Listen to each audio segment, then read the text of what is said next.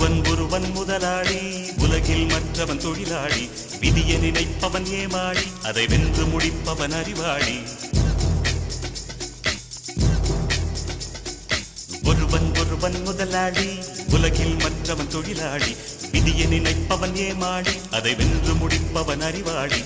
பூமியை வெல்ல ஆயுதம் எதற்கு, பூப்பறிக்க கோடரி எதற்கு, பொன்னோ பொருளோ பொற்களம் எதற்கு, ஆசை துறந்தால் அகிலம் உனக்கு. ஒருவன் முதலாளி, உலகில் மற்றவன் தொழிலாளி.